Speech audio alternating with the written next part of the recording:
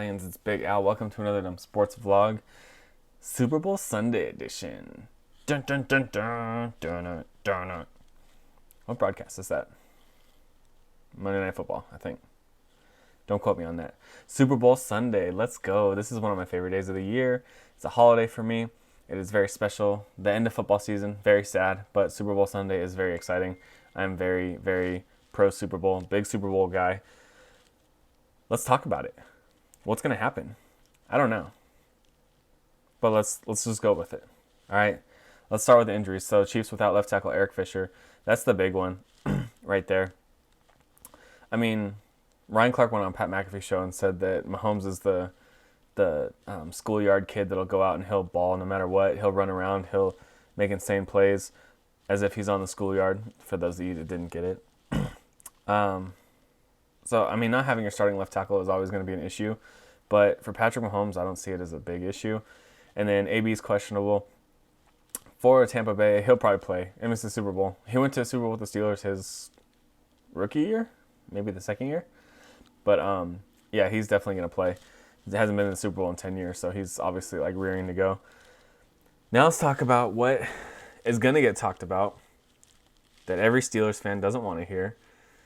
AB versus Le'Veon in the Super Bowl. Oh, they went to different teams and now they met in the Super Bowl. Whatever.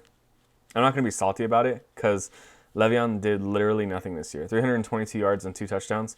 AB had a better season. I mean, he missed the first 8 games because he was suspended for being an asshole. But he had a good, he had 7 or 8 touchdowns in the last couple games of the season and the playoffs. So he's been playing really well. Looks like he finally got his crap together. But AB versus Le'Veon, everyone's going to talk about it. I don't even know why it's a thing.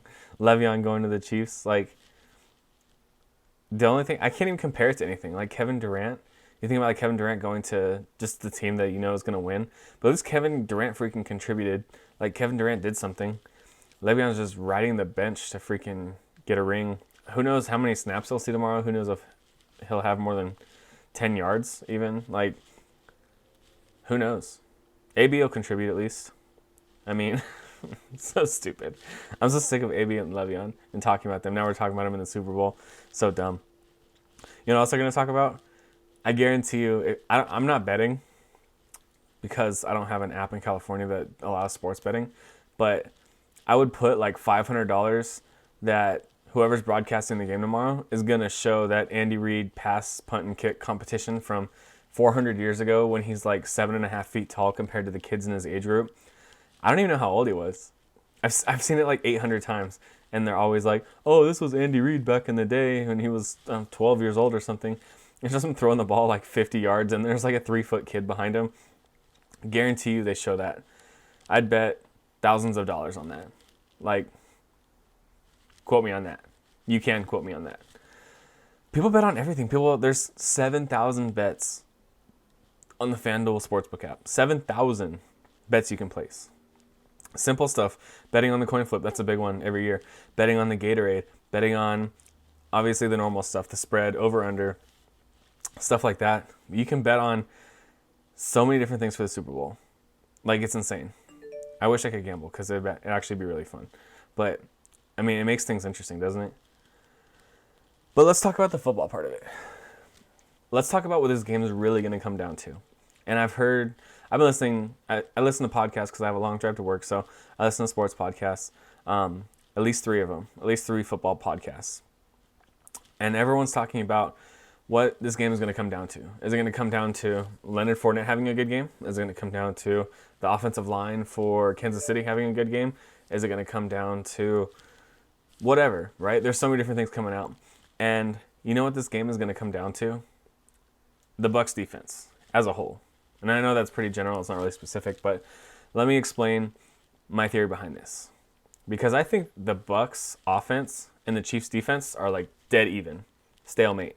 I don't even know how you would measure that. Maybe the Bucs score on 5 possessions and the Chiefs make 5 stops. All right, defenses are dead even. Or Chiefs defense, Bucs offense, dead even. Now the Chiefs offense is miles ahead. Maybe not miles, maybe a little bit closer.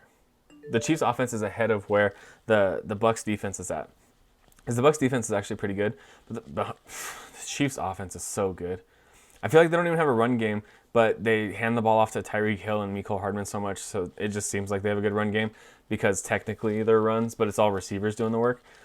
But this game comes down to the Bucks defense because they have to do something to confuse the shit out of Patrick Mahomes. And he's a smart player. He can adjust. He can adapt on the fly. But these teams played like 6 weeks ago.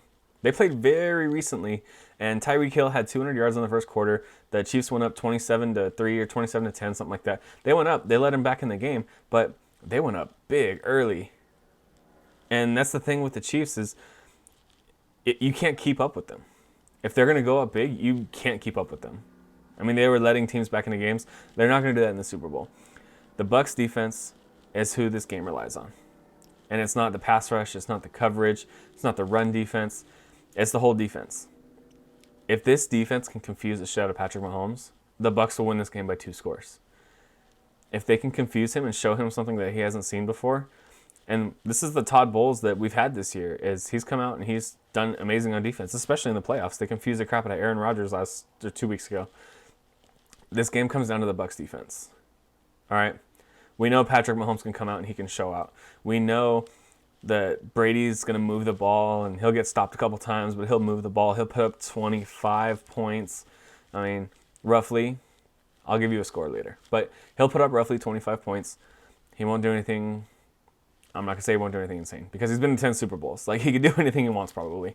But the Bucks defense is going to be everything about this game because the Bucks offense and the Chiefs defense are so evenly matched. Now, they have great players on the Chiefs defense. I'm not discrediting. I'm just saying they're about even with the Bucks offense.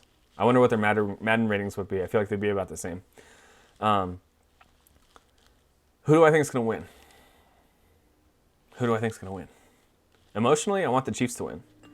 I don't want freaking Tom Brady to keep doing this bullshit where he just keeps winning and then he leaves to go prove that it was him and not Belichick that ran New England or succeeded in New England. And I mean, he already won that battle. I don't want to see him again. I'm tired of seeing Tom Brady. I'm so over it. It's so frustrating.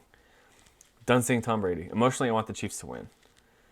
Not emotionally, speaking stats, things I see, gut feeling even, I still think the Chiefs are going to win. The Chiefs destroyed this team in Tampa Bay it was like 6 weeks ago. Very recently. Very recent. The Chiefs demolished this team. And they're not going to sit there and just let off the gas. This is Super Bowl. If they can, they'd put up 60 points. Like, there's no love lost in the Super Bowl. But it has me feeling like this is going to be one of those games that the Chiefs had in every one of their playoff games last year, where they went down and then they had to fight back. I can kind of see them going down, even though I saw a stat today, or heard a stat today. It was on a gambling podcast. They were talking about how Tom Brady, I think in the Super Bowls, has 3 points in the first quarter. So it seems like Tom Brady's a slow starter in the Super Bowl. But I don't know. I could see the Chiefs going down by at least 10. And they're going to do what they did all last year in the playoffs and just storm their way back. And they're going to win by 2 scores. Final score, 37-25. 37-25. I like that. High scoring game. The Bucks defense doesn't do enough. And they'll get a couple stops and they'll think that they're hot shit, and that's when they'll go up by like 10 points or something. But they won't maintain it. Here comes Andy Reid and his evil genius offensive coordinator, Eric Bieniemy, who's going to spend another season on the Chiefs as their offensive coordinator. Baffling. But Kansas City 37, Bucks 25. That's my Super Bowl prediction. Got the NFL awards show going on right now. Bunch of bullshit. TJ Watt didn't get freaking Defensive Player of the Year. Alex Smith, comeback. Stefanski, coach. Everyone knew Chase Young and Herbert were going to win. I haven't done MVP yet. I think I picked Aaron Rodgers in my blog. Go visit my blog, Another Dumb Sports blog. And I think if you just Google it, you'll find it. But I gave my awards show like 3-4 weeks ago. Try to get ahead of the curve. All right, so go check it out. Thanks for watching. Enjoy your Super Bowl Sunday. Be safe. COVID is still a thing. I'm staying at home with my wife. I usually go out and have a great Super Bowl time, friends' houses. Someone's always doing something, but just be safe. Don't be stupid. Um, yeah, enjoy. This is the last football we get until September.